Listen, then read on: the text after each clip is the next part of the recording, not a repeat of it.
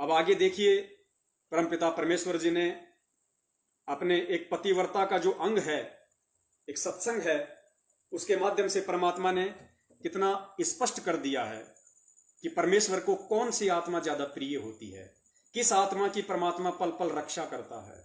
ये पतिव्रता का अंग है। पुण्यात्मा ध्यान से सुनना एक एक शब्द परमात्मा का, और जहां आवश्यकता पड़ेगी परमात्मा दास को प्रेरणा करेंगे, दास समझाएगा कि गुरुदेव इस लाइन के माध्यम से हम भक्तों को क्या समझाना चाहते हैं। अब हम पतिव्रता पद पर पहुंच जाएंगे। जिस पति को अपनी पत्नी पर शंका हो जाती है तो वो उनमें फिर प्रेम नहीं रहता। जिस पति को अपनी पत्नी पे शंका हो जाती है फिर उनमें वो प्रेम नहीं रहता। पुण्यात्माओं, गुरु आदेशों के खिलाफ चलना, हम अपने गुरु जी के दिल में, उनके मन में शंकाएं तो पैदा कर रहे हैं। गुरु का स्पष्ट आदेश है इन मर्यादाओं का पालन करने का, सोना ना पहनने का, घर में भी ना रखने का। और यदि फिर भी हम उस काल को अपने घर में रखते हैं, अपने शरीर पे धारण करते हैं, तो हम क्या कर रहे हैं? हम शंका पैदा कर रहे हैं। गुरु यही सोचेगा कि अब इनको और किस तरीके से समझाऊं, कैसे समझाऊं। जो बताना था वो इनको बता दिया, अब भी अगर इनके दिलो दिमाग में मेरे सत्संग, मेरे वचन नहीं घुस रहे हैं तो मैं कैसे समझाऊं उनको। फिर गुरु और शिष्य में, आत्मा और परमात्मा में, क्योंकि हमारा असली जो पति है इस आत्मा का सतगुरु है, परमात्मा है, फिर वो प्रेम नहीं रहेगा। परमात्मा उस आत्मा की तरफ इतना विशेष ध्यान नहीं देगा। हम जगत का एग्जाम्पल ले लेते हैं। एक पिता की 4 संतान है, उनमें से 3 बच्चे उसकी आज्ञा में चलते हैं, एक बच्चा मनमानी करता है। तो परमात्मा उन 3 आत्माओं पर विशेष अपनी कृपा दृष्टि रखता है। कोई खाने पीने की चीज लाएगा तो उन तीनों को विशेष प्यार से खिलाएगा, उन तीनों का विशेष ध्यान रखता है, उनके कपड़े का, लत्ते का, जूते का। और जो मनमानियां करता है उस पर इतना ध्यान नहीं रखता। तो गुरुदेव कह रहे हैं, ध्यान से सुनिए और समझने का प्रयास कीजिए परमेश्वर की प्रत्येक लाइन का। अब पुण्यात्माओं, इतना समय नहीं है, इसलिए दास आपको गुरुदेव के प्रत्येक वचन को गहराई से नहीं समझा पाएगा, लेकिन जहां जहां आवश्यकता होगी कुछ हिंट परमात्मा दास के माध्यम से जरूर दिलवाएंगे। हम पतिव्रता पद पर पहुंच जाएंगे। जिस पति को अपनी पत्नी पर शंका हो जाती है तो वो उनमें फिर प्रेम नहीं रहता। बहुत सारी बातें पुण्यात्माओं, क्योंकि हर बार जब परमेश्वर कोई भी लाइन बोलते हैं तो तुरंत दास के दिमाग में एक प्रेरणा कर देते हैं। अब देखिए, यहां गुरुजी हमें कोई सांसारिक दृष्टि से पति और पत्नी के विषय में ज्यादा फोकस देके नहीं समझाना चाह रहे। हमें परमात्मा सांसारिक उदाहरण देके पति और पत्नी का, आत्मा और परमात्मा के विषय में समझाना चाहते हैं। जिस प्रकार एक पत्नी जो होती है, उसके किस प्रकार के क्रियाकलापों से, उसके कौन से कर्म कुकर्मों से उसका पति नाराज होता है, उसके कौन से कर्मों से उसका पति दुखी होता है, ये सब बातें समझा के परमात्मा हमें आध्यात्मिक जीवन पे लाना चाहते हैं कि आत्मा समझो ये पत्नी है और परमात्मा समझो इसका पति है। तो कौन से कर्म कुकर्म करने से, कौन से अच्छे कर्म करने से हमारा परम पिता परमेश्वर आत्मा का पति हमसे प्रसन्न होगा और कौन सी गलतियां करने से वो नाराज होगा। इसलिए परमात्मा सांसारिक दृष्टि से भी हमें समझा रहे हैं कि घर में एक औरत को कैसे रहना चाहिए, कितना उसको पतिव्रता धर्म का पालन करना चाहिए। और जो भगत हैं उनको परमात्मा आध्यात्मिक जीवन में लेके आना चाह रहे हैं कि तुमने आध्यात्मिक जीवन में किस प्रकार, क्योंकि हम एक आत्मा के रोल में हैं, हम एक पत्नी हैं, चाहे स्त्री हैं चाहे पुरुष हैं। यदि हम सतगुरु के शिष्य हैं तो हम आत्मा हैं, हम एक पत्नी हैं और हमारा पति सतगुरु है, परमात्मा है। अब हम पतिव्रता पद पर पहुंच जाएंगे। जिस पति को अपनी पत्नी पर शंका हो जाती है तो वो उनमें फिर प्रेम नहीं रहता। और जो पतिव्रता स्त्री है, उसका पति अपने सामर्थ्य के अनुसार उसकी पूरी सुरक्षा करता है, पूरी सुविधाएं देने की चेष्टा करता है। ठीक इसी प्रकार हम आत्माएं, ठीक इसी प्रकार हम सभी आत्माएं उस एक ही परमात्मा की हैं, वो हमारा पति है, सबका मालिक है। पति मीन मालिक। स्वामी, वो हमारा पति है।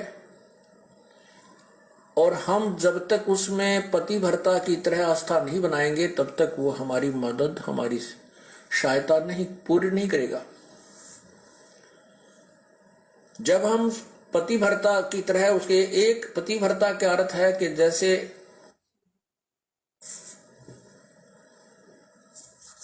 अपने पति के अतिरिक्त किसी भी परपुरुष में आस्था ना हो, चाहे कोई कितना ही खूबसूरत हो, कितना ही धनी हो, चाहे वो कितना ही चटक मटक हो, हमारे मन में दोष नहीं आना चाहिए। और एक अपने पति पर हमने श्रद्धा रखनी चाहिए, उसमें आस्था रखनी चाहिए। तो हम पतिव्रता, पतिव्रता का अर्थ ये भी नहीं होता कि पति के अतिरिक्त सबका अनादर करे। किसी का अनादर नहीं करना। जैसे जेठ जेठानी घर में होते हैं, जेठ है, जेठानी है, देवर देवरानी है, ननंद है छोटी बड़ी, सास ससुर है, इन सबको यथोचित सत्कार देना पतिव्रता का प्रथम कर्तव्य है। लेकिन जो समर्पण अपने पति में होता है वो किसी में नहीं हो सकता, नहीं होना चाहिए। तो हम पतिव्रता हैं। तो उस ऐसे ही जब हम कबीर परमेश्वर के चरणों में आते हैं, हमें ज्ञान होता है, तो हम अपने परमेश्वर के अतिरिक्त किसी के से अपनी मनोकामना पूर्णा की तरफ सपने में भी नहीं सोचेंगे। तो हम पतिव्रता है। ठीक है, हमारे कोई ये जैसे ब्रह्मा विष्णु महेश, देवता ऋषिजन संतजन कोई भी है, आदरणीय है, लेकिन पूजनीय नहीं है। जैसे पतिव्रता को अपना पति पूज्य होता है, उसी से को समर्पण करती है, तो वो समर्पण वो किसी को नहीं कर सकती, लेकिन आदर सबका करती है, वो आदरणीय है। इस भाव से जब हम प्रभु के चरणों में लगेंगे तब परमात्मा हमारी सभी मनोकामनाएं पूर्ण करेगा। देखो, यहाँ परमात्मा हमें दो तरीके से पैरेलल लेके चल रहे हैं। एक तो सांसारिक दृष्टि से और एक आध्यात्मिक दृष्टि से। पति और पत्नी का रिश्ता सांसारिक दृष्टि से, आत्मा और परमात्मा का रिश्ता आध्यात्मिक दृष्टि से। जब इस कदर हम अपने परमपिता परमेश्वर के प्रति, अपने पूज्य गुरुदेव जी के प्रति वो पति वाला भाव रख के, वो पतिव्रता धर्म का पालन करते हुए पूर्णतया समर्पित होंगे, तब वो परमात्मा हमें अपने स्तर का लाभ देगा। अब ये जो भगत भाई बहन जो मर रहे हैं, या जिनके घरों में आपत्तियां हैं, दिक्कत हैं, लड़ाई हैं, झगड़े हैं, ये उन्हीं के साथ में हो रहा है जो पूर्णतया अभी तक सतगुरु के ऊपर आश्रित नहीं है, जिन्होंने अपना तन मन धन ये ज्ञान को आधार बना के अपने गुरुदेव को समर्पित नहीं किया। वो भक्ति भी कर रही हैं। कोई दूसरा आके कह देता है कि चलो मदन पंथ में चलते हैं, वहां शब्द मिलता है, जाते मुंह में ठूंस देगा रसगुल्ला शब्द का, सार शब्द का, तुरंत मोक्ष हो जाएगा। कोई किसी दूसरे साधु संतों के प्रति बोल देता है तो हम उधर भग लेते हैं। बीच बीच में कोई ब्रह्मा विष्णु महेश, कोई देव देवता की पूजा पाठ कहीं होती है रिश्तेदारियों में, हम वहां पे दौड़े चले जाते हैं। तो ये उन्हीं आत्माओं के साथ में घटनाएं घटती हैं जिनको पूर्ण लाभ नहीं मिलता। क्योंकि गुरुदेव कह रहे हैं कि जब तक आत्मा अपने पति के प्रति, अपने परमात्मा के प्रति पूर्णतया समर्पित नहीं हो जाएगी, जो भाव एक पत्नी के अपने पति में होने चाहिए, तब तक वो पति अपने सामर्थ्य के अनुसार उसकी पूरी रक्षा नहीं करता। तो ये दुख, तकलीफें, संकट, अभी जैसे महाराष्ट्र से पिछले साल हमारे जो भगत भाई बहन थे, दो बस भर के आ रही थी इशार की तारीखों के लिए। 40 व्यक्ति उसमें सवार थे, 40 भगत उसमें सवार थे। और राजस्थान के नागौर में सुबह 3 बजे एक्सीडेंट हो गई और हमारे 13 भाई बहन मर गए वहां पे, 13 भगत भाई बहन। अब वो क्यों मरे भाई? वो इसलिए मरे क्योंकि वो अपने परमेश्वर के प्रति, अपने सतगुरु के प्रति पूर्णतया समर्पित नहीं थे। उन्होंने ज्ञान को आधार बना के भक्ति शुरू नहीं की हुई थी। गुरुदेव का बिल्कुल भी आदेश इशार तारीखों पे आने का नहीं है, और ना होगा, ना हो सकता। परमात्मा ने भक्ति दे दी, मंत्र दे दिया, अपना काम धंधा करो, अपनी भक्ति करो। परमात्मा कभी भी हमें गोवर्धन की तरह, हमें बद्रीनाथ की तरह, केदारनाथ की तरह चक्कर नहीं कटवाएगा। ये चक्कर हम 3 युगों से काट रहे हैं। परमात्मा ने तो हमें छुटकारा दिलाया है। तो बिना गुरु के आदेश के और उन काल प्रेरित लोगों के आदेश मान के सतलोक आश्रम मैनेजमेंट हरियाणा के कहने पे, जिन्होंने गुरु की आड़ में पूरी संगत को भ्रमित किया हुआ है, उनके कहने से वो हिसार जा रहे थे दर्शनों के लिए, तो ये मनमाना आचरण था, वो गुरु के प्रति आज समर्पित नहीं थी। तो गुरु जी कहते हैं कि भले आप कबीर जी को तो भगवान मान रहे हो, काम सारे उल्टे कर रहे हो, तो भी परमात्मा रक्षा नहीं करेगा। भले हम गुरु जी के प्रति समर्पित हैं, हम गुरु जी को अपना गुरु मान रहे हैं, लेकिन आदेश किसके मान रहे हैं? क्योंकि परमेश्वर ने हमें शिक्षा दी है, कदम कदम पे समझ के चलना पड़ेगा, नहीं तो ऐसे ही ठोकरे खाते रहोगे। जब आज वर्तमान में आपका गुरु समर्थ होते हुए अपने भक्तों का बचाव नहीं कर रहा, तो पुण्यात्माओं फिर आने वाले विनाश के समय में क्यों करेगा? लेकिन उन्हीं का करेगा जो प्रत्येक वचन पे ज्ञान को आधार बना के, आंख नाक कान खोल के, अपने सारे एंटीने खड़े करके और कदम कदम पे ज्ञान को आधार बना के चलेगी, सोच समझ के कि कहीं कोई काल का दाव ना लग जाए, कोई सिरफिरा काल एजेंट हमें भ्रमित ना कर दे। हर चीज हर पॉइंट पे गुरु के ज्ञान से तुलना करेगी, उसके बाद आगे बढ़ेगी। हमारी सभी मनोकामनाएं पूर्ण करेगा, अन्यथा नहीं करेगा। जैसे परमात्मा क्या बताते हैं, ज्यों पतिव्रता पति से राती, आन पुरुष नहीं भावे, बसै पीहर में सुरत प्रीतम में, ऐसे ध्यान लगावे। उसके विषय में क्या बताते हैं कि जो जैसे जब पतिव्रता जमी पर और जो जो रख है धर है पाओ, और समर्थ झाड़ू देत है कदे ना काटा लग जावे। परमात्मा आपकी कैसे मदद करेगा कबीर भगवान? जब हम पतिव्रता हो जाएंगे इसके प्रति, किसी भी देवता से, किसी इष्ट से, किसी भी भूत प्रेत से या कोई झाड़े लानियों से हमारी कोई लिंक नहीं रहेगा, बिल्कुल सोचा नहीं सपने में। और फिर इस समर्थ के सहारे हम लगेंगे, तब ये हमें कितने सुख देगा। जब जो पतिव्रता जमी पर जो जो धर है पाँव, समर्थ झाड़ू देत है ना काटा लग जावे। जैसे पतिव्रता स्त्री कहते पानी को चलेगी पानी भरने के लिए, अर्थात अपने जीवन रूपी सफर में वो चलती है। आत्मा जो केवल एक इष्ट पूर्ण परमात्मा कबीर जी पर आश्रित है, उसके जीवन रूपी सफर में, जीवन रूपी रास्ते यात्रा में, यात्रा के मार्ग में वो परमात्मा समर्थ वक्त। पुण्यात्मा छोटे छोटे पॉइंट है, हमने वो भी साथ में क्लियर करने पड़ेंगे। अब गुरु जी कह रहे हैं कि जो आत्मा अपने एक परमात्मा पे, अपने एक इष्ट के ऊपर, अपने कबीर भगवान के ऊपर पूर्णतया आश्रित होगी। अब सोचिए पुण्यात्मा, आज हम किसके ऊपर आश्रित हैं? हम कबीर जी की फोटो के ऊपर आश्रित नहीं है। आज हम पूर्णतया तन मन धन से किसके ऊपर आश्रित हैं?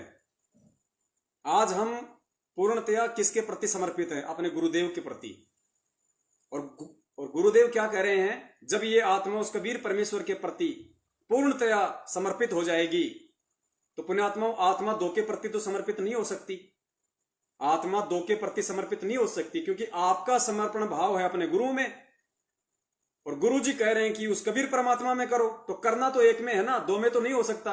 आत्मा का तो एक पति है, हमें तो अनन्य भक्ति करनी है, दो की भक्ति तो करनी नहीं।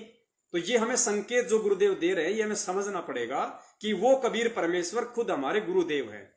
और जब तक हम उस इष्ट में, क्योंकि हमारा इष्ट हमारा गुरु है, हमारा पूज्य हमारा गुरु है, गुरु की पूजाओं में सभी पूजाएं आ जाती हैं। अलग से कबीर प्रगट दिवस मनाने की जरूरत नहीं है। यदि आप सतगुरु प्रगट दिवस मनाते हैं तो वो हमारा इष्ट, हमारा पूज्य, हमारा सतगुरु है, क्योंकि वह स्वयं वो कबीर परमेश्वर है। गुरु को पुरुष भरम कर जाने और भाव कभू नहीं आने।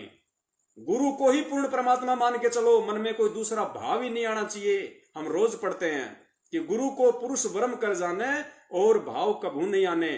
तो और कबीर कौन आ गया भैया? तो हमने हर तरीके से अपने सतगुरु के प्रति समर्पित रहना, जो केवल एक इष्ट पूर्ण परमात्मा कबीर जी पर आश्रित है। उसके जीवन रूपी सफर में, जीवन रूपी रास्ते यात्रा में, यात्रा के मार्ग में वो परमात्मा समर्थ भगवान कबीर परमात्मा ऐसे झाड़ू देता है। झाड़ू मीन हमारे आने वाले जीवन में जो संकट हो, पाप कर्म रूपी कांटों को वो साफ करता रहता है कि कहीं मेरी आत्मा को पीड़ा ना लगे। अब बताओ पुण्यात्मा, इस वाणी के अनुसार कि जो प्रतिवर्ता पति सिराती आन पुरुष ना भावै, ये जो वाणी जो परमेश्वर ने जो बोली है कि पतिवर्ता जमी पर जो धर है पाव, समर्थ झाड़ू देत है ना काटा लग जाए। तो बताइए फिर आज हमारे सारनाम प्राप्त भगत भाई बहन कोरोना से क्यों मर रहे हैं? एक्सीडेंट होके क्यों मर रहे हैं? इसलिए मर रहे हैं क्योंकि अभी उन्होंने पतिव्रता धर्म नहीं अपनाया। उन्होंने मैनेजमेंट को ही अपना 50% पति मान रखा है, क्योंकि वो गुरुजी के सत्संग रूपी आदेशों पे कम और मैनेजमेंट के इस लड़खड़ाती हुई इस काल प्रेरित जीव के आदेशों पे ज्यादा चल रहे हैं, जिस कारण से वो पतिव्रता धर्म में नहीं है। और पतिव्रता धर्म में ना होने के चलते, पूर्णतया अपने सतगुरुदेव जी के प्रति समर्पित ना होने के चलते आज वो बीमारियों से मर रहे हैं, कोरोना से मर रहे हैं, एक्सीडेंट से मर रहे हैं, अकाल मौत मर रहे हैं। जबकि इस वाणी के अनुसार तो परमात्मा ने उनकी रक्षा करनी चाहिए, लेकिन नहीं करेगा, क्योंकि विधान तोड़ने वाले को सजा मिलती ही मिलती है। मेरी आत्मा को पीड़ा ना लगे, कोई दुख ना हो जाए।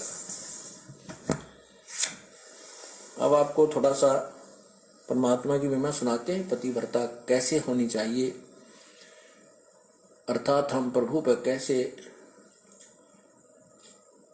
आश्रित हों। भगत गरीबी सुकर्मी पतिव्रता सो आन उपावन मूल, एक पुरुष से परस है पतिव्रता समतूल। पतिव्रता का निष्कर्ष बताता हूं। आन उपावन मूल, बिल्कुल भी किसी और की पूजा नहीं करे, वो पतिव्रता आत्मा होती है। एक पुरुष, जैसे इसमें दोनों ही पहलुओं पर विवरण दिया है, जैसे स्त्री अपने ही पति एक ही पुरुष पर आश्रित रहे, ऐसी आत्मा एक पुरुष यानी एक परमात्मा पर आश्रित रहे, कबीर भगवान पर। जबकि हम तो अपने गुरु पे आश्रित हैं और गुरु कह रहे हैं कि कबीर भगवान पे, तो कबीर कौन है फिर ये हमने समझना पड़ेगा। यही तत्व ज्ञान होता है, यही निष्कर्ष होता है। ऐसी आत्मा एक पुरुष यानी एक परमात्मा पर आश्रित रहे, कबीर भगवान पर। पतिव्रत सुकर्मी सो जानिए, एक पुरुष से रात, निर्दाव निर्भैरता ना दूजे से बात। अपने मनोरथ पूर्णा के लिए वो किसी अन्य पुरुष से बात, किसी अन्य भगवान की इच्छा नहीं करती, वो पतिव्रता होती है।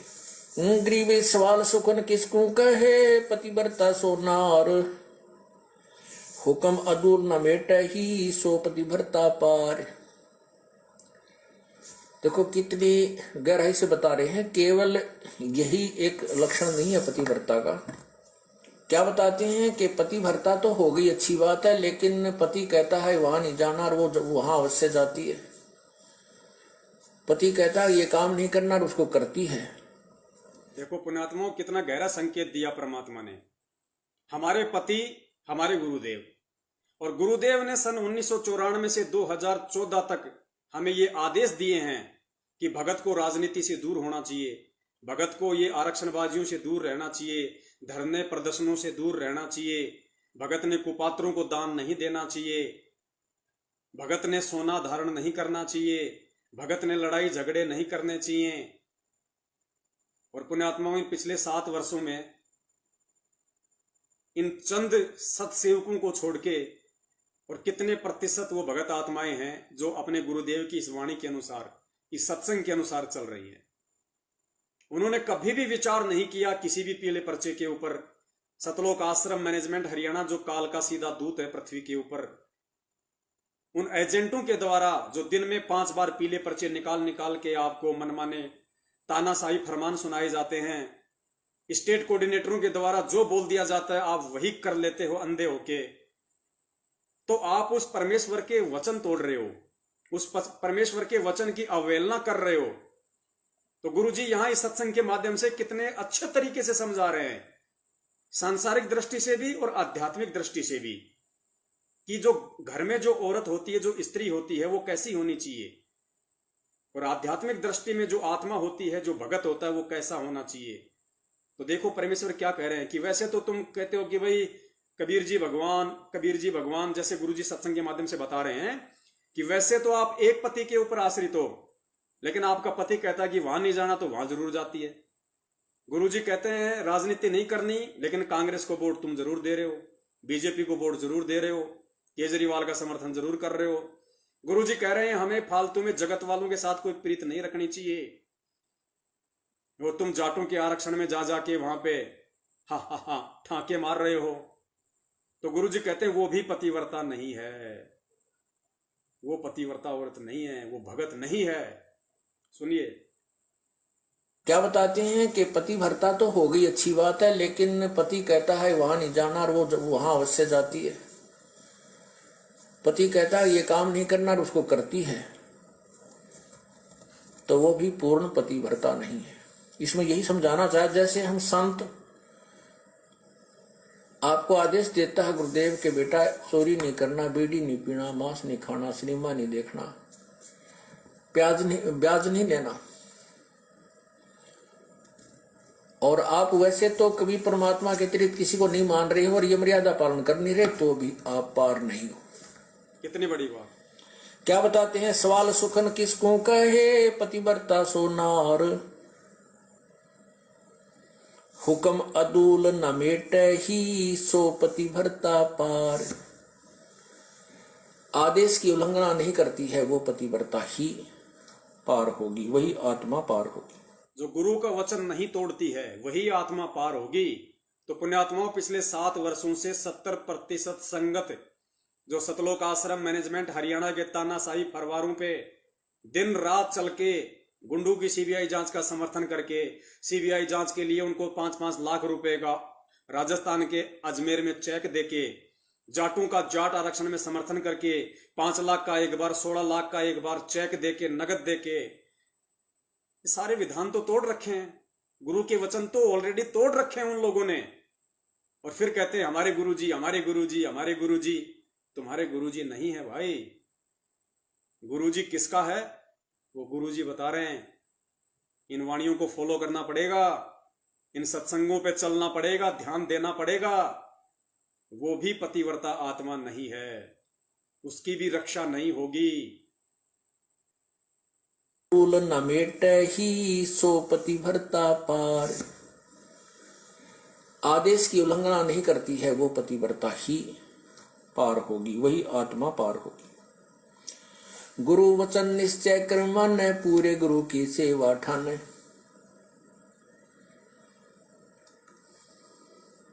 भाई जो गुरु वचन पे डट गे, कट गे फंद 84 के, कट गे फंद 84 के, कट गे फंद 84 के।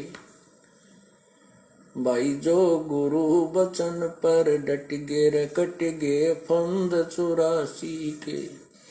वस्तु मिली ठोड़ की ठोड़, मिट गी मन पापी की दौड़। वस्तु मिली ठोड़ की ठोड़, मिट गी मन पापी की दौड़। भरम मिटे मुथरा काशी के, भरम मिटे वो मुथरा काशी के। भाई जो गुरु वचन पर डट गे, कट गे फंद 84 के। अब जो गुरु की आज्ञा का पालन करते हैं, सत साधना करते हैं, फिर उनको वस्तु मिल जाती है जिसकी तरफ में वो घूम रहे थे। फिर वो मथुरा में भगवान रहता है, वहां परिक्रमा देने से भगवान मिलता है, वृंदावन जाने से मिलता है, काशी। पुण्यात्मा, प्रत्येक बात में संकेत है। अब गुरु जी कह रहे हैं कि जब आपको सत भक्ति मिल जाती है, सत मंत्र मिल जाते हैं, फिर ये मथुरा काशी के चक्कर छूट जाते हैं कि मथुरा में भगवान है, काशी में भगवान है। लेकिन तुम्हारे को इस काल एजेंट सतलोक आश्रम मैनेजमेंट हरियाणा ने इस भगवान की प्राप्ति के बाद भी कभी मुंडका में चक्कर कटवाए, कभी सिंहपुरा में चक्कर कटवाए, कभी हिसार की तारीखों पे चक्कर कटवाए, कभी जाटों के आरक्षण में चक्कर कटवाए, कभी आनंदपाल सिंह की सीबीआई जांच में चक्कर कटवाए। तुम्हारे को मथुरा काशी तुम्हारा हिंडोला बना के रखा इन लोगों ने। अरे भगवान मिल गया था, गुरुजी मिल गए थे, मंत्र दे के चले गए थे, सत्संग दे के चले गए थे, मर्यादा दे के चले गए थे। फिर ये मथुरा काशी की तरह ही मुंडका फुंडका में चक्कर काटने की तुम्हें कहां जरूरत थी? इन जाट आरक्षणों में जगत वालों के साथ में बैठ के उनके नाजायज बातों के समर्थन में तुम्हें कहां आवश्यकता थी जाने की? तो इस काल प्रेरित लोगों ने, मैनेजमेंट वालों ने, ये मुंडका, सिंहपुरा, भिवानी, जिंद, ये मथुरा काशी हैं, तुम्हारे घुटने तुड़वाए इन्होंने और आज भी तुड़वा रहे हैं। समय रहते समझ जाओगे, अच्छी बात है। फिर वो मथुरा में भगवान रहता है, वहां परिक्रमा देने से भगवान मिलता है, वृंदावन जाने से मिलता है, काशी में भगवान है। कहते ये भ्रम हमारे फिर सब मिट गए। घट ही में गंगा, घट ही में यमुना और घट ही में है जगदीश। तुम्हारा गुरु, तुम्हारा परमात्मा तुम्हारे साथ में है।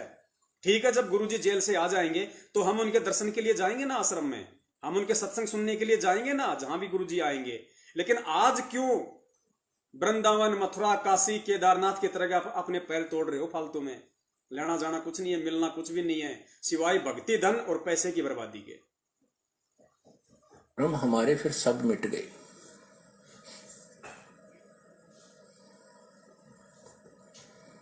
उसी के ऊपर यहां कहा है, घर आंगन एक सारे है, वचन उल्लंघना होई। घर आंगन एक सार समझे। पतिव्रता अपने घर में रहे चाहे बाहर रहे, पतिव्रता अपने घर में रहे चाहे बाहर रहे, उसको सेम टू सेम मर्यादाओं का पालन करना चाहिए। अपने गुरु के प्रति, अपने पति के प्रति उतनी समर्पित होनी चाहिए। पतिव्रता चाहे घर में हो चाहे बाहर हो। पुण्यात्माओं, यहां पे घर में रहने का मतलब है, जब गुरुजी आश्रम में थे हम उनके सत्संग सुनने जाया करते थे, हम बड़े भगत नजर आया करते थे, किसी और फालतू की चीजों में हम लोग पार्टिसिपेट नहीं किया करते थे। हमें डर था कि गुरुजी क्या कहेंगे। तो पतिव्रता चाहे घर में रहे, यानी गुरुजी के रहते सहते, चाहे आश्रम में रहे, आश्रम में गुरुजी के सत्संग सुनने जाए फिर अपने घर आ जाए, और चाहे बाहर रहे। आज गुरुजी जेल में हैं तो आज हम बाहर हैं। आज भी हमने उसी प्रकार का व्यवहार करना चाहिए था भक्ति मार्ग में, जैसा हम गुरुजी के अपने घर में, आश्रम में रहते सहते कर रहे थे।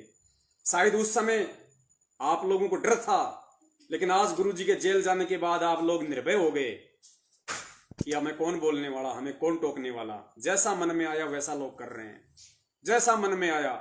मैनेजमेंट ने रात को 2 बजे नींद में खड़ा होके जो बात बोल दी, आपने उसको मान लिया और तुरंत उठा के थैला चल दिए।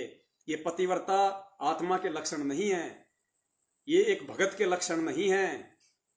परमात्मा तो भक्तों की नींद तोड़ने आते हैं और तुम्हें उल्टा नींद में सुला दिया गया है इन काल प्रेरित सतलोक आश्रम मैनेजमेंट हरियाणा के पाखंडियों के द्वारा। तो गुरुजी कह रहे हैं, पतिव्रता औरत चाहे भक्ति मार्ग में हो चाहे सांसारिक जीवन में हो, चाहे वो घर में रहे चाहे घर से बाहर जाए, उसको एक जैसा रहना पड़ेगा, समांतर, समान। उसके हाव भाव, उसका चलना बैठना उठना बोलना ऐसा ही रहे जैसे वो घर में रहती है। बाहर भी एक जैसा ही व्यवहार करे और वचन उल्लंघन ना करे। घर आंगन एक सारे है, वचन उल्लंघन ना होई। आन खसम से ओ लेने, पतिव्रता है सोई। आन खसम यानी और अन्य पति नहीं बनावे, उससे ओ लेना माने आड रखे। अब ये 70% संगत ने आन कसम बना रखा है सतलोक आश्रम मैनेजमेंट को, क्योंकि आदेश तो उनके मान रही है ना। गुरु का तो कोई आदेश है नहीं जेल से, ना गुरुजी कोई आदेश दे रहे जेल से। और जो आदेश हमें दिए जा रहे हैं गुरुजी के नाम से, वो गुरुजी के ज्ञान से मेल नहीं खाते। तो संगत ने किसको अपना कसम बना रखा है? सतलोक आश्रम मैनेजमेंट हरियाणा को।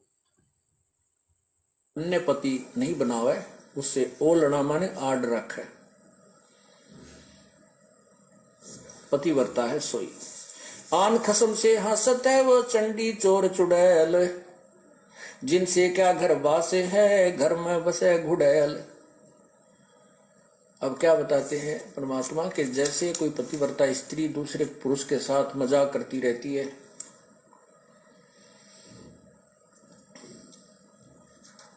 तो उससे दुर्भावना पूर्ण करती है, तो उसमें दोष है। वो कहते हैं वो तो एक भूतनी बसे घर में, और उससे क्या घर, जिनसे क्या घर बास है, घर में बसे गुड़ैल। बताओ उन आत्माओं से क्या भक्ति मार्ग चलेगा जो जाट आरक्षण में जाके बैठ गई, वहां पे दांदरे निकाल रही है उन जगत वालों के साथ में। वो हुक्का पी रहे हैं, शराब पी के आ रहे हैं, वहां पे बियर पी रहे हैं, डीजे पे डांस कर रहे हैं, गोलियां छोड़ रहे हैं वहां पे। आपने खूब वीडियो देखे होंगे जाट आरक्षण के। और तुम भगत होके, पतिव्रता होके, और अपने पति के आदेशों की उल्लंघना करके, घर पे बैठ के अपना काम धंधा और भक्ति ना करके, और फालतू के उन चोचलों में शामिल हो गए। गुरु वचन को तुमने तोड़ा, जगत वालों के साथ वहां जा जाके बैठ गए पूरे 1 महीने। कभी जसिया धरने पे, कभी कभी गुड़गांव के धरने पे, कभी कहां के धरने पे। पुण्यात्माओं, ये क्या हो रहा है? ये सत्संग परमात्मा ने हमारे मनोरंजन के लिए नहीं सुनाए थे। ये सत्संग हमें वर्तमान समय के आगाह करने के लिए, क्योंकि परमेश्वर को पता था, वो अंतर्यामी होते हैं, कि काल अपना पूरा जाल फेंकेगा, अपनी पूरी चाल चलेगा और मेरी आत्माओं को फांसेगा। लेकिन जो मेरी ज्ञान आधारी आत्मा होंगी, वो मेरे वचनों को आधार बना के काल की सूक्ष्म चालों से बच जाएंगी। और पुण्यात्माओं, हम सत्सेवक खाली उस समय सतगुरु आशीर्वाद से केवल हम बचे नहीं, हमने लोगों को भी समझाने का खूब प्रयास किया।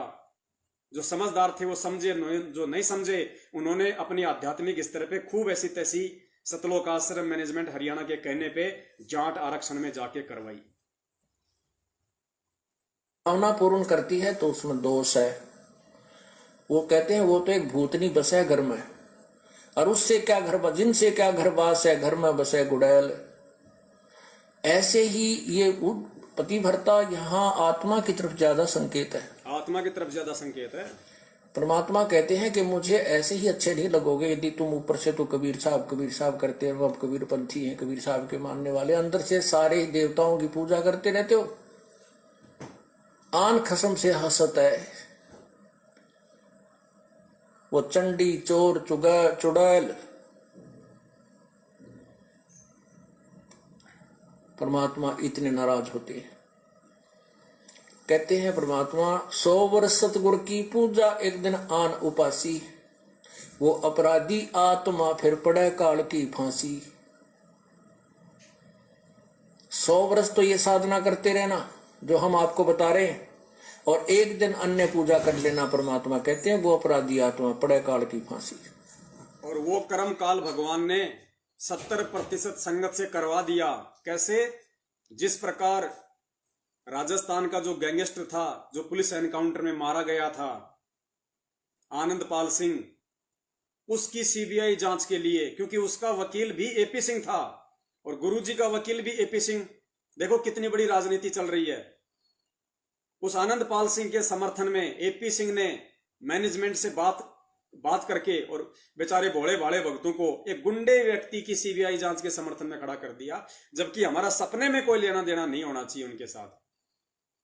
और अजमेर जो राजस्थान था, वहां पे रैली थी करणी सेना की, राजपूतों की। उसमें राजपूत तो मुश्किल से 500 आए और भगत वहां पे 10,000 पहुंच गए। और वहां पे क्या होता है, हमारे राजस्थान के जोधपुर के एक लक्ष्मण दास जी एलडी, वो भी जाति से राजपूत, और वहां पे उसको खड़ा कर दिया भामाशाह बना के मैनेजमेंट ने, और 5 लाख रुपए का चेक वहां पे वो करणी सेना के अध्यक्ष सुखदेव सिंह गोगामेडी को दे रहा है। अब बताओ पुण्यात्माओं, जगत वालों को 5 लाख रुपए तुम भक्तों का देगा, अब सुखदेव सिंह गोगामेडी कौन सा उसके हलवे बना के खिलाएगा? वो उड़ाएगा उल्टे कामों में, उल्टे कुकर्मों में, शराब पार्टी में, पिकनिक पार्टी में। और उसी मंच से, उसी रैली में तुम भक्तों से भवानी के नारे लगवाए गए, जय भवानी के नारे लगवाए गए। जो उस रैली में थे उन सबको पता है। तो तुम्हारे से मर्यादा तुड़वाई गई। तो तुमने 100 वर्ष तो सतगुरु की पूजा की, और एक दिन आन उपासी, वो अपराधी आत्मा फिर पड़े काल की फांसी। यही तो काल की सूक्ष्म चाल होती हैं। वो आमने सामने की लड़ाई नहीं लड़ता, वो इसी तरीके से विश्वास में लेके तुम्हें भ्रम में डालेगा और तुम्हारे से मर्यादा खंडित करवाएगा। और यही कारण है कि आज सतगुरु उन आत्माओं की रक्षा नहीं कर रहा, क्योंकि आज भी वो आत्माएं उसी मैनेजमेंट के पीछे लगी हुई हैं। जबकि उनको चाहिए कि वो गुरुदेव से अपने समस्त गलतियों की क्षमायाचना करे और इन कुकर्मी व्यक्तियों का तुरंत साथ छोड़ दे और सत्सेवकों के साथ में साध संगति से जुड़े, तो परमेश्वर बचाव करेंगे, अन्यथा नहीं करेंगे। क्योंकि परमात्मा कहो या सतगुरु कहो, वो सत्य के साथ रहता है और सत्य के साथ वर्तमान में इस मूर्खों की भीड़ वाली संगत में केवल परमेश्वर के सत्सेवक बच्चे ही चल रहे हैं। फिर पड़े काल की फांसी। 100 वर्ष तो ये साधना करते रहना जो हम आपको बता रहे हैं, और एक दिन अन्य पूजा कर लेना, परमात्मा कहते हैं वो अपराधी आत्मा पड़े काल की फांसी। तो ऐसी गलती क्यों करेंगे हम? तब करेंगे जब हम ज्ञान नहीं सुन पाएंगे और ज्ञान उस दूसरे ज्ञान के लोगों से हम ज्यादा संबंध रखेंगे तो वो हमें विचलित कर डालेंगे। अब वो दूसरे अज्ञान के लोग थे, जो करणी सेना वाले थे, जो राजपूत सेना वाले थे, वो कौन से गुरुजी के भगत हैं? एपी सिंह कौन सा गुरुजी का भगत है? ठोक दिया तुम्हारे को एपी सिंह ने। वो वकील, वो पैसे का लालची, स्टेज पे खड़ा होके 1.5 फुट की जुबान निकाल के लंबे लंबे भाषण फेंक देता है, गुरुजी की महिमा अनाप शनाप बोल देता है, उसके अंदर कुछ है, बाहर कुछ बोल रहा है, भगत तालियां बजा देते हैं। ये मूर्खता वाले काम है, मूर्खता वाले काम। और उस वकील ने, उस काल प्रेरित व्यक्ति ने तुम्हारे को मैनेजमेंट से बात करके, और उसका जो क्लाइंट था आनंदपाल सिंह, जिसका वो मुकदमा लड़ रहा था, एक तरफ तो गुंडे का मुकदमा लड़ रहा है, एक तरफ संत का मुकदमा लड़ रहा है। पुण्यात्माओं, कब समझोगे फिर आप? कब ये काल का दोगला चरित्र, जो दोगला चेहरा आपके समझ में आएगा? और ठोक दिया आप लोगों को वहां पे जगत वालों के साथ। तो गुरुजी कहते हैं हम ऐसी गलतियां तब करेंगे जब हम इस ज्ञान को आधार ना बना के और उन अज्ञानियों से ज्यादा संबंध रखेंगे। तो आप तो जगत वालों के संबंध में थे भाई। मैनेजमेंट सबसे बड़ा अज्ञानी, सबसे बड़ा मूर्ख, सबसे बड़ा अज्ञानी सतलोक आश्रम मैनेजमेंट हरियाणा, काल का एजेंट, जिसने आपको विश्वास में लिया और फिर आपसे वो कुक्रम करवा डाले 7 वर्षों में, जो परमेश्वर की मर्यादाओं के निकट भी नहीं है। और ज्ञान उस दूसरे ज्ञान के लोगों से हम ज्यादा संबंध रखेंगे तो वो हमें विचलित कर डालेंगे। यहां जींद के अंदर एक रमेश जैन भक्त है, अब भी हमारा सेवक है। उसकी पत्नी को दौरे पड़ते थे, दमा था। ध्यान से सुनना ये कहानी। उसकी पत्नी को दमा था, उसकी एक लड़की को दौरे पड़ते थे, 2 जुड़वा बच्चे थे, वो बहुत बीमार रहते थे। महीने में 2-2, 3-3 हजार रुपए का उनका डॉक्टरों का, मेडिकल का खर्चा होता था। एक भक्त ने उनको समझाया कि आप हमारे गुरुदेव से उपदेश लो, कभी परमेश्वर की शरण में आओ, आपके सब झंझट मिट जाएंगे। काफी कुछ कहने से उन्होंने मान लिया, और फिर वो टर्म एंड कंडीशंस भी बता दी उसको कि ये नहीं करना आपने। जब तो उन्होंने मान लिया, ठीक है हम तो बहुत दुखी हो गए हैं, इनको पूजा करते करते और साधनाओं से हमारी दुर्गति हो रही है, तो हम क्या करेंगे, हम नहीं पूजेंगे उनको। उन्होंने उपदेश ले लिया। उपदेश लेने के बाद उस बहन के 2-4 महीने तक कोई दमा नहीं, लड़की के दौरे पड़ा करते, उसका कोई दौरा नहीं, बच्चे स्वस्थ हो गए। वो तो इतनी खुशी मनाई, ओहो हे भगवान, भगवान मिल गए हमें। तो परमात्मा कहते हैं पर्वत पर्वत में फिरा, कारण अपने राम, राम जैसे संत मिले जिन सारे सब काम। अब क्या हुआ कि उसने वो 3-4-5 महीने के बाद ये गुग्गा पीर का दिन आ गया, गुग्गा नौमी आ गई। उसकी पड़ोसन आई, कहने लगी है कमलेश, और गुग्गा की पूजा नहीं करी तूने? वो बोली ना हम ना करा कर, हमने छोड़ दी, मारे तो जो ना गुरु का नाम ले लिया। वो किसी और पंथ से संबंधित थी, वो दूसरी लड़की जो बहन आई उसके पास, वह कहने लगी नाम तो हमने भी ले रखा है, पर पूजा सारी करनी चाहिए ना, तो ये नाश कर देंगे। उनका फलाना करना ना, वो अपने पंथ के उसके विषय बताने लगी कि ऐसे उसने हमारे पंथ का है कि उन्होंने ये पूजा छोड़ दी थी, उनका एक का बेटा था वो मर गया। अब तो वे सारी पूजा करते हैं, और भी वो भी करने लग गए। तो वह डर गई कि कदे भाई सतयुगा पीर दुखी कर दे। उसने वो पूजा पाजा अपनी कर दी। पूजा कर दी तो अगले दिन वो लड़की तो दौरा पड़न लग गया। उस कमलेश ने सांस नहीं आवे, दमा हो गया न्यू का न्यू, और दोनों लड़कों की तबीयत खराब। अब उस सेठ लाला जी को पता नहीं था रमेश को क्या गड़बड़ कर रही है नालायक। वो घर पे आया और वो कहा स्थिति फिर होगी। उसने उस भगत से संपर्क किया कि भाई मारा तो फिर होगी वह बात, कोई फायदा नहीं हुआ। वो बोला भाई ऐसे कैसे हो सकता, तो 4-5 महीने तेरे ऊपर ऐसा मेहर बख्शी है, आज कैसे नहीं हो सकती है, कैसे मानूं मैं तेरी बात, अब देख ले चाल। वो दोनों आगे, वो दोनों आगे तो क्योंकि हमें पता है कि परमात्मा की मर्यादा भंग होने से ही काल प्रवेश कर जाता है। या तो सीता के चारों तरफ जो लक्ष्मण ने रेखा खींची थी ना, लक्ष्मण रेखा समझ लेना मर्यादा भगवान की, और इसको तोड़ते ही या दुर्गति शुरू हो जाएगी जो सीता की हुई थी। अब वो राम कोई बौड़ा नहीं था जो लक्ष्मण ने ये कहा तू या तो आइए मत, भूल कर भी रावत इसको चारों तरफ ये मंत्र। अर्थात गुरुजी कोई बावड़े नहीं थे जो 27 वर्षों से इतना तत्व ज्ञान देके और हमें इतनी मर्यादा बता के लक्ष्मण रेखा में बांध के हिसार झेल गए।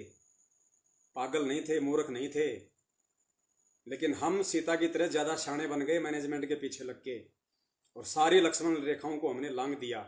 तो काल क्या करेगा, पकड़ के हाथ डाल के कंधे पे ले ही जाएगा। और इसको तोड़ते ही या दुर्गति शुरू हो जाएगी जो सीता की हुई थी। अब वो राम कोई बौड़ा नहीं था जो लक्ष्मण ने ये कहा तू या तो आइए मत, भूल कर भी रावत इसको चारों तरफ ये मंत्र पढ़ कर या रेखा खींच देना। अब सीता अपने आप में सयानी बन गई। जब रावण आया एक साधु का भेष बनाकर भिक्षा मांगने लगा, तो सीता ने कहा कि आ जाओ महात्मा जी, ले जाओ भिक्षा ले जाओ। अब जो ही वो निकट आया उस रेखा के, तो उसमें लपट निकली। रावण 10 कदम दूर खड़ा हो गया। तो उसने कहा कि माई भिक्षा देनी है तो बाहर आकर दो, नहीं तो हम नाराज हो जाएंगे, ये कर देंगे। इसमें तुमने पता नहीं क्या मंत्र पढ़ रखा, ये मुझे आगे नहीं आने दे रही। अब सीता जी ने सोची कि बिजली पड़े साधु तो है, 1 मिनट में देकर आटा डालकर वापस आ जाऊंगी। तो या तो उसकी नालायक सोच थी अपनी, जबकि वो महापुरुष कह के गए थे से बाहर मत निकलना, साधु है तो अपन आ जाएगा अंदर। यदि ये साधु है तो इस लक्ष्मण रेखा को पारे करके आ जाता, तो साधु भी कहाँ है वो, इस रेखा से डर गया। तो उसने ऐसा ही किया। बताओ, जाटों को आरक्षण दिलवाने के लिए हम भगत होके उनके पीछे लग गए, उनके साथ उनके धरनों में बैठ गए। अब बताओ, जाट अगर पहली बात तो अगर भगत होते परमात्मा के, तो आरक्षण का क्या उनको चाटना था? और अगर परमात्मा उनके साथ था तो फिर परमात्मा उनको अपने आप उनको आरक्षण दिलवा देता, फिर हमारी जरूरत क्या थी? तो ऐसे ये काल ठगता है पुण्यात्माओं, ऐसे ये काल हमें ठगता है। आनंदपाल सिंह की सीबीआई जांच के लिए हम रैलियां निकाले, धरने निकाले हैं, वहां पे सभाओं में शामिल हुए। तो ये गुरुदेव इन सत्संगों के माध्यम से हमारी नींद को तोड़ रहे हैं। ही किया, मर्यादा भंग कर दिया, लक्ष्मण रेखा उल्लंघ गई। फिर देखो क्या दुर्गति हुई, रावण उठा ले गया। 12 वर्ष तक उस रावण के बाग में ब्रान मट्टी हुई। पुण्यात्माओं, ये लक्ष्मण रेखा समझ लेना जो परमात्मा के नियम है। यदि तुमने अपनी सुरक्षा चाहिए तो लक्ष्मण रेखा से बाहर मत जाना, फिर देखना खेल मालिक का। तो उसने क्या हुआ कि वो कहने लगा भाई तुमने कोई और पूजा की है। रमेश बोला ना बिल्कुल नहीं, कति नहीं कर दिया, हम तो छोड़ दी सारी उस दिन। अब उसका गले उतरा नहीं उस भगत के कि तो हो ही नहीं सकता, जब तक हम मर्यादा नहीं तोड़ेंगे तो यह हानि नहीं हो सकती। यह हमारे भगवान का नियम है। तो वह लड़की, उस रमेश ने पूछा उस कमलेश से कि वो घर में रहती है, कितने कोई और पूजा की? वो बोली ना, मैं क्यों करूँ थी। वह डरती ना बतावा कर तरही थी कि भी उगड़ेगा, सोमा होगा, गुस्सा होगा। तो भक्त यूं कह रहा था जी मैं वैसे ही घूमतू ऐसे ऐसे बाहर न निकल गया, परमात्मा ने भेज दिया। तीसरा दिन था वो, जैसे आज गुग्गा नवमी थी, 10वीं न उनकी ब्रह्मटी होगी, एकादशी को वो वहां गया। तो घूमता घूमता पीछे को चला गया, बरंडा के साइड में, एक पिछली साइड में बरंडा था, बरंडे से रसोई के पीछे, रसोई बरंडे के अंदर खुला थी, पीछे उसके खाली स्थान था वैसे नीचे कच्चा। वहां क्या देखा कि एक थाली रखी पुरानी सी, और उसमें 2-4 जोत सी लगा रखी है आटा बना के। तो उसने कहा कि आ भाई रमेश आजा दिखाऊं तेरे को, ये क्या है। कमलेश से पूछा कि वो क्या किया तने, वो क्या पूजा कर रखी है। फिर बताई उसने, आने वाली मैंने गुग्गा पीर की पूजा कर दी। वो भगत बोला वो गुग्गा फिर आ गया, थारा मुश्किल तक काटा था। यो गुग्गा फिर बुला लिया, तने मुश्किल से निकाला था गुरुदेव ने, परमात्मा कबीर जी ने। पुण्यात्माओं, कितना गहरा संकेत है। उस भगत ने पूछा अपनी पत्नी से कि ये तूने किस चीज की पूजा कर रखी है, यो क्या कर रखा है। तो उसने कहा जी यो तो मैंने गुग्गा पूज रखा है, गुग्गा की पूजा कर रखी है, गुग्गा की। तो जो भगत था रमेश, जो रमेश के साथ में जो परमात्मा का जो भगत था दूसरा, उसने कहा कि रे भाई गुरुजी ने यो गुग्गा ही तो तुम्हारे घर से बाहर निकाला था। पहले यो जो गुग्गा था यो तुम्हारे घर के अंदर था, तुम इसकी पूजा पाठ करते थे, तो तुम्हारे घर में सारे दुख थे, तकलीफें थी। अब गुरुजी ने यो मुश्किल से यो गुग्गा तो तुम्हारे घर से बाहर निकाला, और तुमने फिर से पूजा पाठ करके यो गुग्गा अपने घर में वापस बुला लिया। परमात्मा ने बड़ी मुश्किल से निकाला था। तो पुण्यात्माओं, सतलोक आश्रम मैनेजमेंट हरियाणा समझ लेना, गुग्गा है गुग्गा। और परमपिता परमेश्वर सतगुरु रामपाल जी महाराज जी ने बड़ी मुश्किल से 19 नवंबर 2014 यानी बरवाला कांड के दूसरे दिन पूरी देश और दुनिया के सामने अपने वीडियो के माध्यम से मीडिया को इंटरव्यू देते हुए ये कहा था कि राष्ट्रीय समाज सेवा समिति मेरी नहीं है, अर्थात सतलोक आश्रम मैनेजमेंट मेरा नहीं है, अर्थात जो गुरुजी का नहीं वो भक्तों का भी नहीं हो सकता। तो परमात्मा ने बड़ी मुश्किल से आज से 7 साल पहले यो गुग्गा उस इंटरव्यू के माध्यम से और अपने इस भक्ति मार्ग से बाहर निकाल दिया था। लेकिन उनके जेल जाते ही इस मूर्ख संगत ने इस गुग्गे को वापस अपने अपने घरों में घुसा लिया। इस गुग्गे ने जो आदेश दिए पीले पर्चे के माध्यम से और किसी माध्यम से, कोऑर्डिनेटर के माध्यम से, संगत ने इन गुग्गों के सारे आदेश मान के अपने घर में गुग्गा बैठा लिया। और आज परिणाम आप सबके सामने है। अब इस गुग्गे को फिर से निकालना पड़ेगा, और ये गुग्गा निकलेगा परमेश्वर के ज्ञान के आधार से, सत्सेवकों के साथ साध संगति करने से, सच्चाई से परिचित होने से। ये काल प्रेरित जो गुग्गा है सतलोक आश्रम मैनेजमेंट हरियाणा, इस पीर को बाहर निकालो, तब पुण्यात्माओं परमेश्वर हम पे प्रसन्न होगा। पूछा कि वो क्या किया तने, वो क्या पूजा कर रखी है। फिर बताई उसने, आने वाली मैंने गुग्गा पीर की पूजा कर दी। वो भगत बोला वो गुग्गा फिर आ गया, थारा मुश्किल तक काटा था। यो गुग्गा फिर बुला लिया, तने मुश्किल से निकाला था गुरुदेव ने, परमात्मा कबीर जी ने। अब चाट ले इस गुग्गा ने, पूज ले। तो वो फिर लग गया, वह पैर पकड़ने, वह कहने लगी भाई मैं तो माफी मांगूंगी गुरु जी से। तो उन्हें कहा भाई माफी मांग, परमात्मा से जाके पूर्ण उपदेश लो, तुम तो काम कति बिगाड़ दिया, थारी सुना तो सुना, ना भी सुना। तो रमेश ने भी बहुत धमकाई हुआ बेबे, उसने सारी बताई जी मैं डरा गणी थी, और कोई आसपास यहाँ मेरे दूसरा से था नहीं जिसे मैं पूछूं अपने भगत था, वहां कोई भगत नहीं था। और मैंने सोची कि अब देखो बहुत सारे भगत भाई बहन अपनी अज्ञानता में, अपनी मूर्खता में, हम सत्सेवकों को प्रेरणा करके परमात्मा ने जो ये लाइव साध संगति का प्रोग्राम चलवाया है, इसको कहते हैं कि इनको कहाँ गुरु जी का आदेश है, ये मनमाना आचरण कर रहे हैं, ऐसा नहीं करने का आदेश है गुरु जी का। अब देखो गुरु जी क्या कह रहे हैं।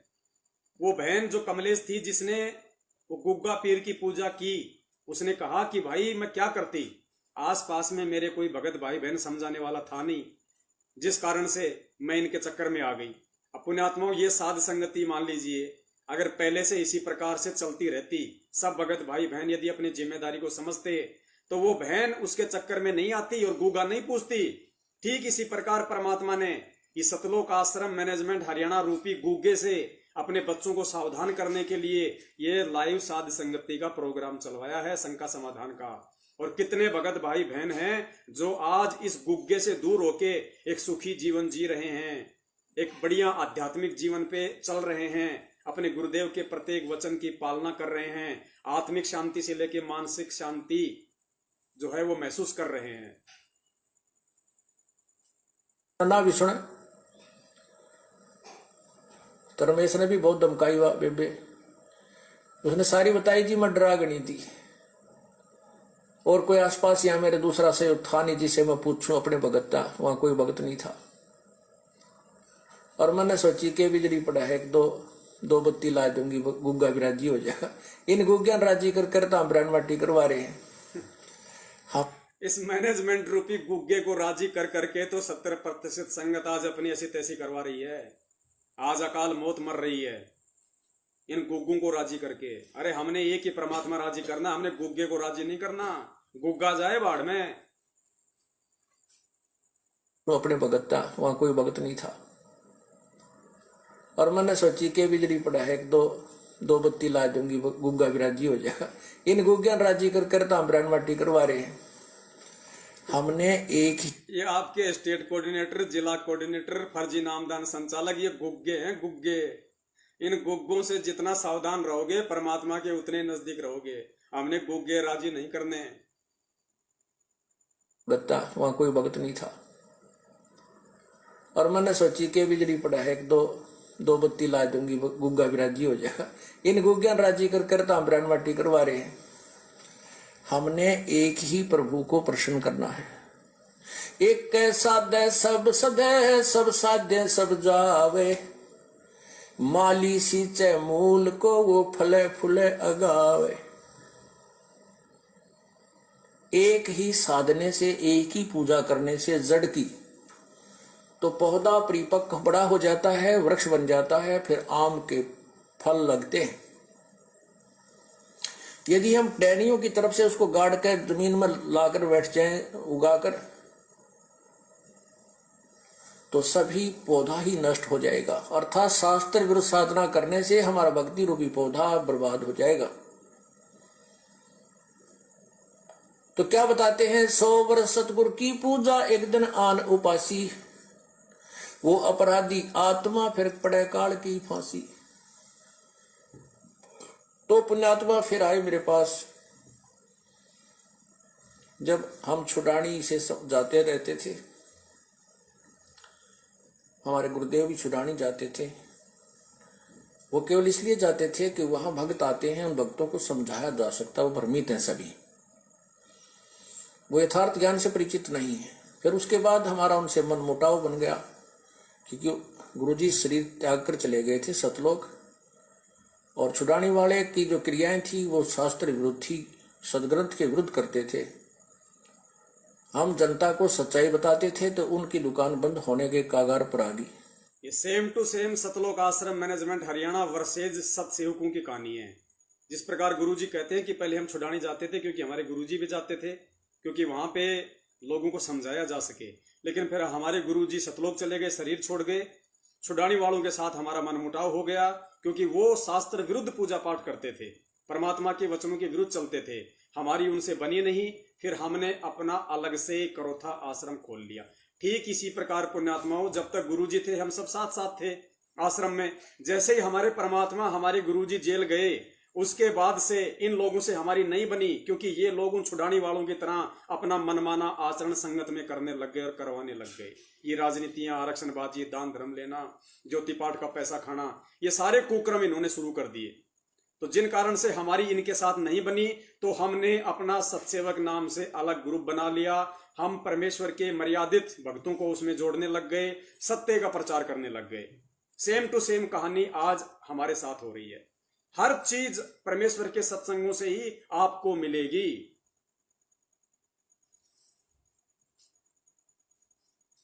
भ्रमित हैं सभी।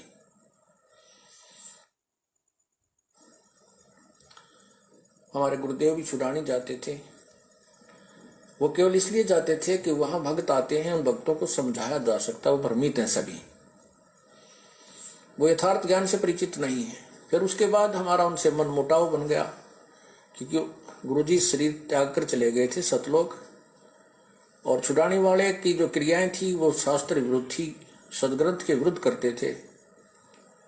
हम जनता को सच्चाई बताते थे तो उनकी दुकान बंद होने के कागार पर आ गई, जैसे मैनेजमेंट की। इसलिए उन्होंने हमें, हम नहीं सुहाए तो हमने अपना अलग से करौथा में आश्रम बना लिया, हमने साध संगति शुरू कर दी। तो उस समय जब वो हम वहीं जाते थे तो थोड़ी ही संख्या में भक्त होते थे। 1995 की बात है ये। उसने फिर पुनर्उपदेश लिया, माफी मांगी कि जिंदगी में नहीं करूंगी। उसके बाद वो नाम दोबारा लिया, उसके बाद आज तक वो सभी सोचते हैं। बोलो सतगुरुदेव।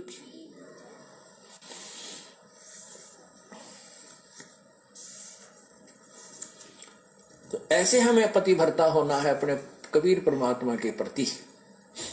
गीता जी अध्याय नंबर 13 के श्लोक नंबर 10,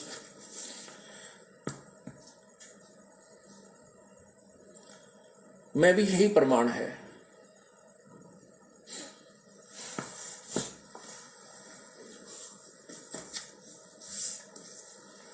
उसमें लिखा है कि अव्यभिचारिणी जो भक्ति करते हैं, गीता जी अध्याय नंबर 13 का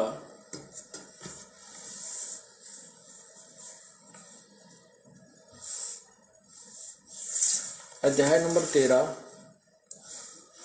और ये मंत्र नंबर 10 श्लोक नंबर 10, अव्यभिचारिणी भक्ति, भक्ति अव्यभिचारिणी। मुझको मई माने मेरी होती है, मुझ, ये ब्रह्म कह रहा है कि मुझको अनन्य योग द्वारा अव्यभिचारिणी भक्ति तथा एकांत और शुद्ध देश में रहने का स्वभाव विषाक्त मनुष्यों के विषाक्त समुदाय में प्रेम न होना, ऐसे 13 में लिखा, 11 में है मेरी भक्ति करे तो भी अव्यभिचारिणी करनी है। व्यभिचारिणी होती है जो एक व्यभिचारिणी लड़की उसको कहते हैं जो अपने पति के अतिरिक्त अन्य पुरुषों से संपर्क करती है, जिसको वैश्या की दर्जा दिया जाता है। तो यहाँ कहते हैं अव्यभिचारिणी भक्ति द्वारा मेरी भक्ति करे, और फिर तत्व ज्ञान के द्वारा, जो कि जब हम ब्रह्म की साधना किया करते हैं तो भी हमने उस पर आश्रित रहना पड़ता है, और फिर ऐसे ही सिमिलरली हम पूर्ण परमात्मा की जिस भी इष्ट की हम साधना करते हैं उसके प्रति हमें ऐसी श्रद्धा रखेंगे तो ही वो हमें लाभ देता है, कोई भी हुआ चाहे। तो यहाँ क्या बता रहा है कि आगे देखो 11वें में कहा कि अध्यात्म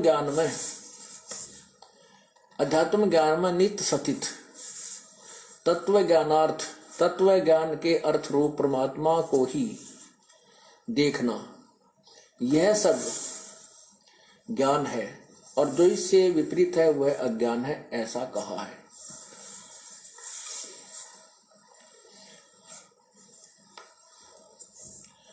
इसका क्या अर्थ है वैसे तो, कि मेरी या किसी अन्य जिस भी भगवान की तुम साधना करते हो उसको अनन्य, ये अध्यात्म ज्ञान में और तत्व ज्ञान के आधार पर ये प्रमाण है कि उसी पर पूर्ण आश्रित आपने रहना चाहिए।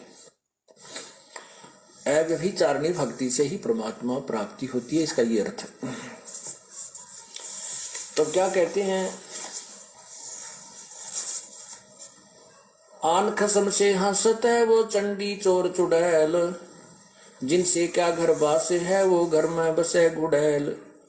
एक पुरुष अपना सही दूजा आन अनीत, अपने पति से राती ये और शिला सब भीत। सुकर्मी घर में रहे पतिव्रता सोनार, आन पुरुष से प्रीतड़ी ना रखिए घर बार। अब आपको भी संदेश दे रहे हैं परमात्मा कि जो स्त्री आपके अतिरिक्त किसी अन्य में आस्था रखती है तो वो घर में रखने योग्य नहीं है। और यहाँ इसी प्रकार परमात्मा कहते हैं जो मेरे अतिरिक्त किसी अन्य देवता को पूजेगा तो मैं भी उसको अपने घर में अपनी शरण में नहीं रखूंगा। ये आपको दोनों तरीके बता रहे हैं। अब क्या बताते हैं, जो पतिव्रता हो जाती है, सत्साधना करते हैं, पतिव्रता सुनी नहीं, कहते हैं फिर वो सुनी नहीं है, उसका रखवाला परमात्मा भगवान है। पतिव्रता सुनी नहीं, रखवाले हैं राम, कल्प वृक्ष करुणामयी वो चौकी आठों याम। पतिव्रता यानी सत एक भगवान के ऊपर आश्रित जो पुण्यात्मा है वो पतिव्रता की तरह लगी हुई है। कहते हैं फिर वह सुनी नहीं है, उसके रखवाले हैं राम, पल पल पर मदद करेंगे। आप देखते हैं एक्सीडेंट के अंदर कहते हैं जी कति और एक अब ध्यान से सुनना पुण्यात्माओं, कितना बड़ा संकेत है।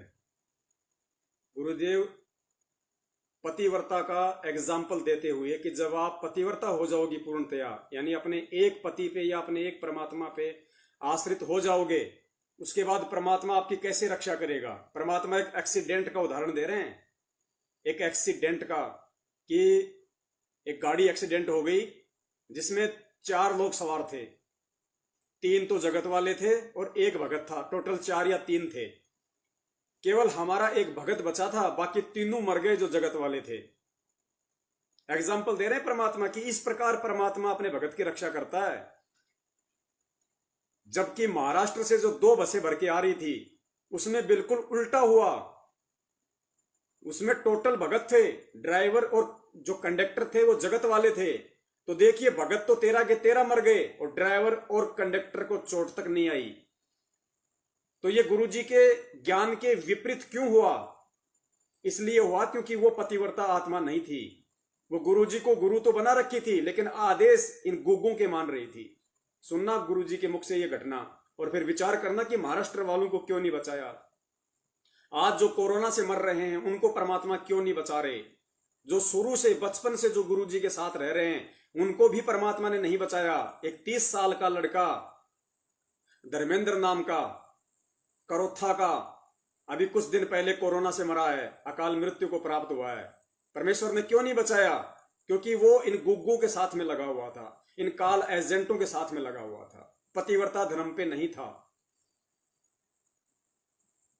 पतिव्रता यानी सत एक भगवान के ऊपर आश्रित जो पुण्यात्मा है वो पतिव्रता की तरह लगी हुई है। कहते हैं फिर वह सुनी नहीं है, उसके रखवाले हैं राम, पल पल पर मदद करेंगे। आप देखते हैं एक्सीडेंट के अंदर कहते हैं जी कति और एक ही जीप के अंदर 4 भगत बैठे थे, 1 बच गया, 3 मर गए। भगत नहीं थे वो अन्य, केवल एक ही भगत था। एक जीप में एक हमारा भगत था, 3 और थे, 3 मर गए, ड्राइवर मर गया, ड्राइवर समेत, और वो बच गया। 1-2 को और चोट आ गई और जहां वो मरे उसी सीट पर वो था। तो यहाँ कहते हैं पतिव्रता सुनी नहीं, रखवाले हैं राम, कबीर परमात्मा, हमारा राम कबीर है। जबकि महाराष्ट्र वाली घटना में ड्राइवर और कंडक्टर तो बच गए और 13 हमारे भगत भाई बहन दर्दनाक मौत को प्राप्त हुए। 3 का तो सिर से धड़ा लगा हो गया कटके। तो बताओ फिर वहां परमात्मा ने उनको सोना क्यों छोड़ा? वहां परमात्मा ने उनको सोना क्यों छोड़ दिया? उनकी रखवाली क्यों नहीं की? क्योंकि वो पतिव्रता धर्म पे नहीं थे, वो पतिव्रता धर्म से दूर हो गए थे। इन गुग्गों ने उनकी मर्यादा तोड़वा के उनको पतिव्रता धर्म से दूर कर दिया था।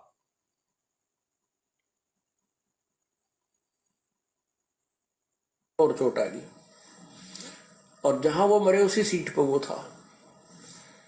तो यहाँ कहते हैं पतिव्रता सुनी नहीं, रखवाले हैं राम, कबीर परमात्मा, हमारा राम कबीर है। कल्प वृक्ष करुणामयी चौकी आठों जाम।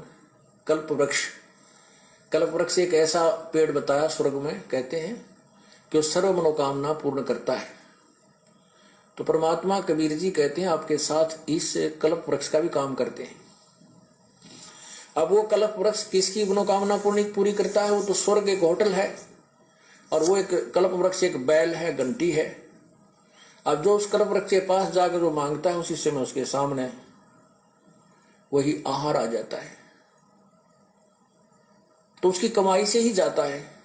और यहां आपको परमात्मा अपने कोटे से भी देगा। कबीर परमात्मा पतिव्रता सुनी नहीं, रखवाले हैं राम, कल्पवृक्ष करुणामयी, चौकी आठों जाम, पतिव्रता पानी चली, पतिव्रता पानी चली, पन ही नाही पाए, वस्त्र अंग विनंग है वो आप देत उड़ाए। पतिव्रता पानी चली यानी सत्ता, जो पतिव्रता यानी सत्य परमात्मा की जो वो प्यारी आत्मा अनन्य मन से भक्ति कर रही है अपने एक इष्ट की, वो अपने जीवन किसी भी कार्यवश जाती है और उसके पास कोई असुविधा है तो तुरंत पूरी कर देता है। ऐसे बहुत से भक्त बहन भाइयां बेटियां हमें मिलती हैं। भक्त कहते हैं जी हमारे यहाँ आश्रम में आने के लिए किराया नहीं था और 3 दिन से यही जुगाड़ था कि 200 से 400 रुपये हो जाए, मिल जाए तो हम आश्रम में जाएं।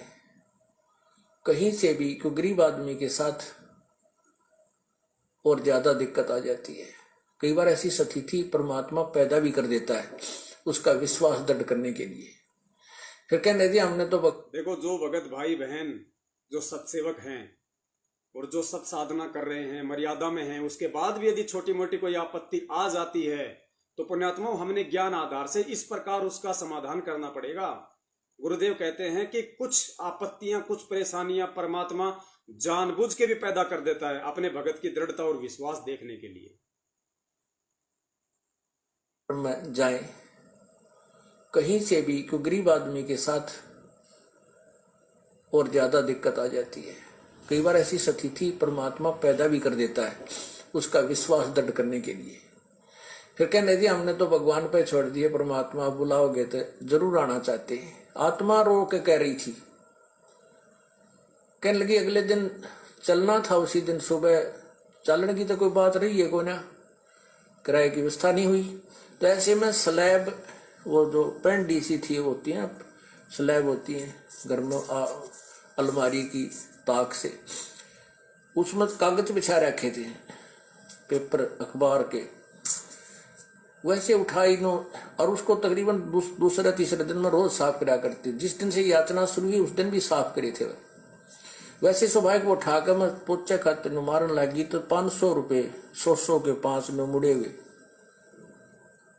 ऐसे तय किए हुए, एक बार मुड़े हुए अन्नो रखे,